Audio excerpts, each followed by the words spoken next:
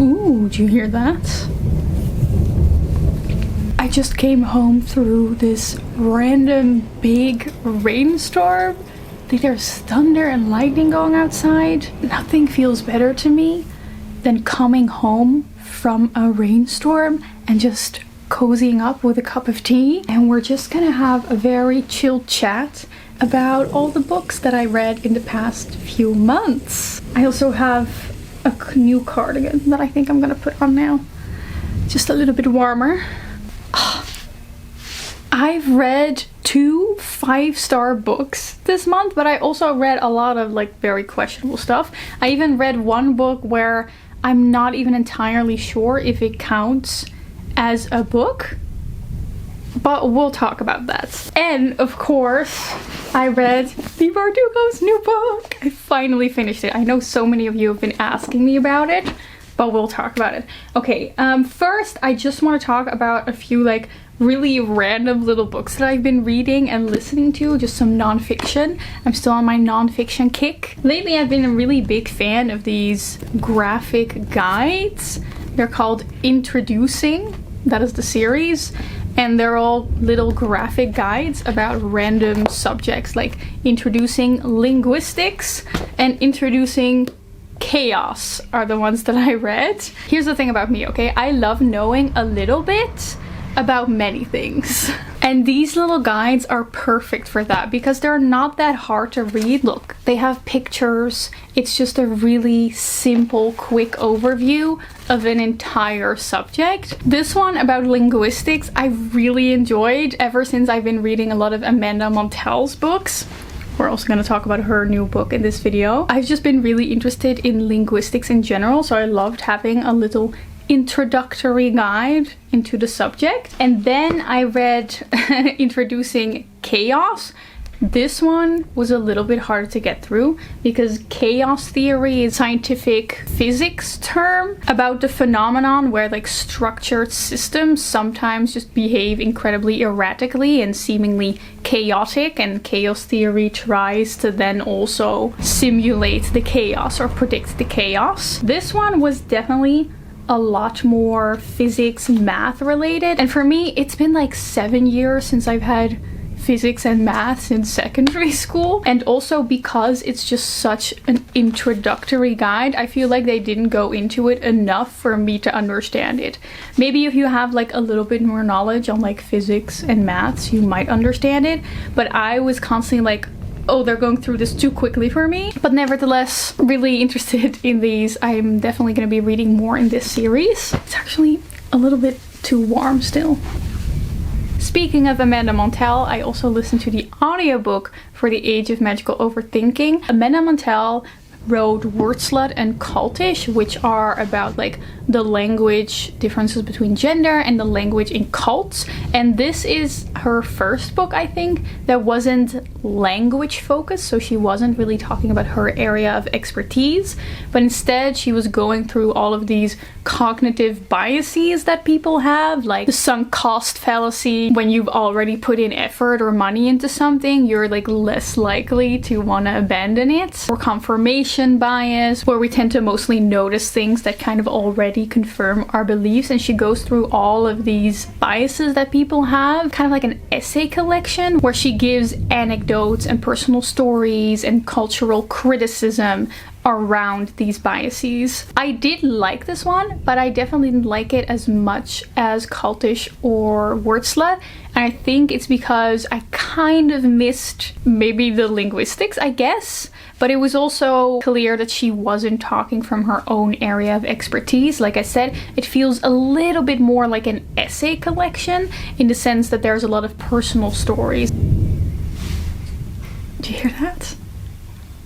But still, there's a lot of things that I'm definitely going to remember from this book. One little fact that I liked is that she said that most people, most healthy people, overestimate themselves actually, even if they think that they don't. And it's actually only depressed people who tend to be realistic about their own skills. And that kind of shifted my perspective on like overconfidence and confidence in general. Being overconfident is seen as a bad thing, seen as something that only people who are actually unskilled do, but in reality, being overconfident is actually, it's healthy. It's healthy. She also talked about how women tend to compare themselves mostly upward. So they're mostly comparing themselves and noticing people that they think are better or more attractive than them. Whereas men on average tend to mostly do downward comparison. So they mostly notice the people that they think are less attractive or less talented than they are. Wouldn't that be nice? I didn't even know it was possible to compare yourself to people who you do not believe are better than you. I do really recommend this book if you are looking for kind of more personal but still with some science woven in stories that give current cultural criticism about the internet age, about feminism, about how the online world influences our thinking and our confidence. It kind of reminded me of Trick Mirror by Gila Tolentino, although I do think Trick Mirror is the better essay collection, but I still think if you like that essay collection, you might like The Age of Magical Overthinking by Amanda Montell. And as always, I highly recommend her audiobooks. She narrates them, and it feels like I'm just listening to a podcast that she has. I get a lot of questions from you guys how I track my reading, because I track my reading on my laptop digitally. So I just wanted to show you how I do that. This is the page where I track my reading. I've created this in Notion. We're also sponsoring this part of the video, but this is also just genuinely how I do it. Notion is an application where you can plan, organize, bring to life any idea that you have. For example, years ago, I thought I want to create my own online space where I track my reading. So I just made it, because you can do anything you want in Notion. I have a template for it, so you can also create one that looks just like this, but with your own personal spin on it. So I just have a bunch of cute little photos. I have like a random list that I make, like I want to link a song to every book that I read in 2021, so I just made a page for that. Here I keep track of books that I still want to buy. I actually recently bought Rouge, so let's just tick that off. And the most important part of this page is when we scroll down here. Every time I come across a title I'm interested in, I just throw it onto here.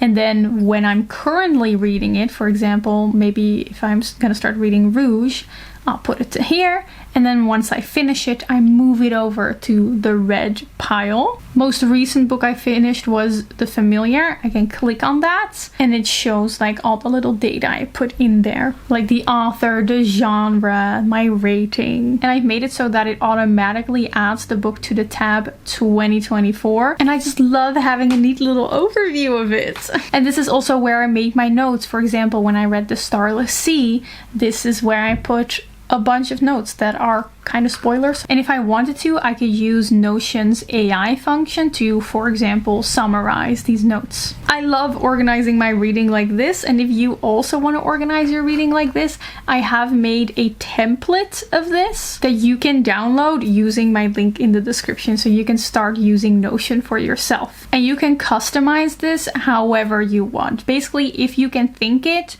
you can make it in Notion. And it's completely free. I basically have my entire life organized in Notion. Use my template by clicking the link in my description and start using Notion for free. Okay, let's move on to a few like random other audiobooks that I listened to, including one that I'm not even sure if it counts as a book.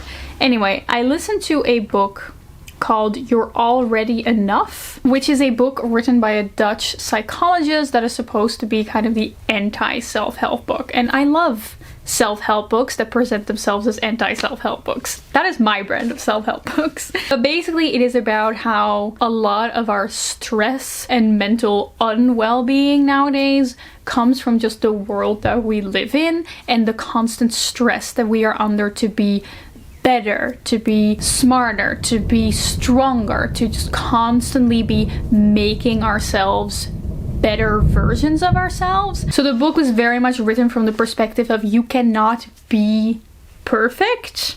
How can you better your life while also letting go of the idea to be perfect? And because of that, this book kind of ends up existing in a very paradoxical space, which is not the book's fault. It's just like the unfortunate reality of things, that on the one hand, yes, our constant need to like be better and be perfect and do it all right, and that perfectionism is something that can really bring us down, you know? But then at the same time, the book does go into the things that scientifically have been proven to increase your mental well-being, like getting enough sleep, getting enough exercise, seeing your friends enough, going into nature enough, meditating. These are all things that you can actually do to improve your life. But as a consequence, they may also make you feel like, oh, I need to be doing all these things to feel good about myself. I need to make sure I get 8 hours of sleep. I need to make sure I exercise enough. I need to make sure I do this and that. And it can just become another to-do list that stresses you out. The things that are supposed to reduce your stress just become another stressor for your perfectionist brain. But yeah, I did think this was just like a really nice kind of instructive book. I feel like if you're someone who's already kind of into psychological self-help the way I am, nothing in this book is really new. But it was another necessary reminder to me that I need to be a little bit less perfectionistic. Maybe. That's hard, okay? What do you mean I have to accept myself the way I am? Ooh. Then I listened to a really short audiobook about the scam around OneCoin. So one of my like little guilty pleasure things is scams. I feel like some people have this little obsession with true crime. For me, that is cults and scams. I love reading books or watching TV shows about, you know, the fire festival going wrong, about that woman, about Elizabeth Holmes and how she scammed everyone in the medical world. I love stories about scammers getting their retribution. It is like one of those things that just like, ooh, it's my guilty pleasure. It makes me feel so good about myself. And this one was about the woman behind OneCoin, which was a crypto coin scam. It was really short. I'm gonna be honest, I wasn't like super into this one. I felt like it wasn't written particularly well. They constantly kept going back and forth in the chronological timeline, and I never really felt like I was in it, like I was really wondering what was gonna happen next. I've seen stories about scams written better. But the thing is, this is not, I don't know if it's a book. It's a Storytel original. Storytel is the app that I use to listen to audiobooks. So this was an original audiobook. So there's no physical written book version of it. So is it a book? Is it a book? It's an audiobook, like a pure audiobook. It wasn't like one long story. It was chopped up in little episodes that were combined in one audiobook. So really, I kind of just felt like I was listening to a pre-scripted podcast, which there's nothing wrong with. I love listening to podcasts, but it just did make me wonder, like, does this count as a book? And if so, then what exactly is the difference between, for example, a fictional podcast? Because there are many podcasts out there that are pre-scripted fictional stories that are also serialized. It's like a really long audiobook. Let me know in the comments what you think. You know what? Let's move on to a book that super pleasantly surprised me, and that is Emily Wilde's Encyclopedia of Fairies. This book made me realize I do actually like cozy fantasy. I just need there to be stuff that actually happens. Like there needs to be some kind of stakes, some kind of like quest storyline. But most of the time they're just sitting in a little cottage making fire to keep warm. It's about Emily Wilde, who is this fae scholar, which honestly, I want that job. It's like a biologist, but for fae. She goes to Scandinavia to study the fae. She's just getting to know the townspeople, solving little problems here and there. Amazing. I have compared this book to Stardew Valley because it is supposedly like really cozy and it's really chill, but then suddenly something happens and you're like in the mines and your heart rate is up and stuff is going down and you're like, whoa, what's going on? But in the next moment it's like chill and cozy again. There's a really cute romance in it. The romance is not the main focus of the book, mind you. This is not a romantasy, but there's a really cute romance in the style of like Menace of a Man. Just like an absolute drama queen of a man. And then Emily Wilde, our main character, who's just like a little bit more reserved, a little bit more awkward, a little rigid. And I just love it when romances happen between two very flawed people that are, well, not flawed, just complex characters. I don't like when romances happen between one or both characters that are just like completely flawless and amazing. No, give me real people. I want to feel like I'm actually in this fantasy world with real people. Read this if you want to laugh out loud with how funny the voice of the story is. If you like fae that are actual evil beings. And if you like your characters and your romance to be a little quirky. Pleasantly surprised by this one. Then there are two romantasy books that I read, and you guys know that I'm like so hit or miss with romantasy. In fact, it's like 90% miss. But when it hits, it really hits, so that's why I keep trying. Well, the first big misser, I think the biggest misser of this video, was Powerless by Lauren Roberts. This book gets called like the new Hunger Games, fantasy Hunger Games, because it's a fantasy story with these trials in them. And honestly, I find the fact that this gets compared to the Hunger Games a little bit insulting to Suzanne Collins. See, the gods are angry as well. If you want to know all of my thoughts on this book, I recommend watching the vlog in which I read it. It's the video in which I read a bunch of really popular TikTok books, because this is a hugely popular book on TikTok. But the bottom line is that I just didn't find this to be a well-crafted story in any way. The world building is completely lacking. The characters are very cookie cutter and just at face value. It's very clear that the author just kind of had a list of tropes in her mind of like, who did this to you, knives to throats, enemies to lovers, and just kind of wrote the story around it instead of creating characters where these tropes would naturally happen. It really felt like the author just had no vision for what the world even looked like. Not to mention all of the scenes where it was so obvious that the only thing that a certain thing happened was so that afterward there could be like a romantic moment between our main character and the love interest. You know, it's like, why are there random wolves here? Like, is this relevant for the plot? No, it's just so that the main character can get hurt and the love interest can then take care of her. I don't like this, okay? I just want justice for the romantasy genre. There are tons of good fantasy books out there, and there are also tons of really well-written romance books out there, so I just want like a good romance fantasy. That is all I'm asking for. So I thought that maybe I had found this in Bride by Ellie Hazelwood.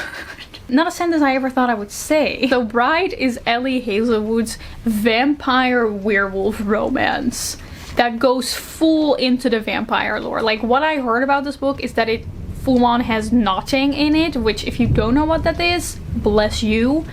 If you are a fanfiction reader and you know what that is,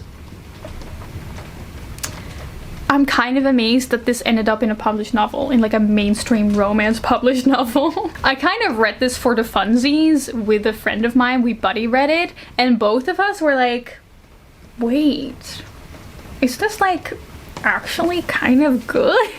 This book is so unserious. Like, you can really tell that it is almost satirical. It is so over the top and laugh out loud funny, and I really appreciate that. Like, Ellie Hazelwood's writing in this one has become so self-aware that whenever you come across another like typical romance trope and like a really big surly muscled man, it kind of becomes funny in context, because it's just not that serious. It's really not that serious. I think the only way to write a vampire werewolf story is if you make it funny. And this was funny, and it was also like I was surprisingly into the spice. I was like, wait, has Ellie Hazelwood just made me somehow enjoy super weird vampire werewolf spice? honestly, I applaud her for that. Unfortunately, this book went super downhill towards the end. Personally, the werewolf spice became a little bit too much for me. Like, it's just not my thing, but that's a personal preference. It got too serious towards the end. The plot got too serious, and that's where it fell apart. But I still gave it 3 stars because I was pleasantly surprised. I thought it's gonna be like a 1 or 2 star, but I had fun. I had genuine fun. Then another 5-star book that I read during my first ever sleepover with friends 24-hour readathon. I have a vlog of this. It was one of the most fun things to edit in a very, very long time. Highly recommend watching it. I finished the entirety of Perfume by Patrick Suskind, and this has instantly become one of my new favorite books. It's super, super weird and odd and kind of nasty, and I like that. So the concept of this book, the subtitle is The History of a Murderer. You follow Grenouille in Paris, 18th century. Great setting, off to a good start. And he is incredibly good at recognizing and understanding scents. He can smell anything from far away and instantly know what the smell is. So you kind of see him growing up, learning how to make perfumes, learning how to mix scents. But slowly but surely you start to realize, well, no, honestly, since the beginning, he's just a little bit of a psycho. And throughout the entire book, you're just like, this guy is gonna be doing something weird. I just know it. He's just a little bit too weird of a psycho little guy. He's gonna do something a little bit weird. You know it's gonna come. It's like this constant tension of like, he's gonna do something criminal. This book is also for those of us that love books with vibes, specifically sensory vibes, because so much of the descriptions in this book is just descriptions of scents and smelling and roses and flowers and tinctures. I also feel like I just learned a lot about perfume making. In that same 24-hour readathon, I read White Nights by Fyodor Dostoevsky. I've heard this being recommended as the best love story out there, and it just didn't really stick with me, this story. I'm gonna be honest. Maybe I'm just not interpreting it the right way. I did like the beginning. There are some very beautiful lines about romanticizing love, romanticizing others, what it's like being a dreamer and a hopeless romantic, and I really liked that part. But aside from that, just a story about 2 people. They get to know each other better, and like a dynamic arises between them, let's just say it like that. I personally thought that just plot-wise, like if you just look at what happens in the book, I feel like I've seen this type of love story many times before. I'm being vague because I don't want to spoil what happens. So I'm not really sure what is specifically supposed to make this book stand apart from the many versions of the story that exist.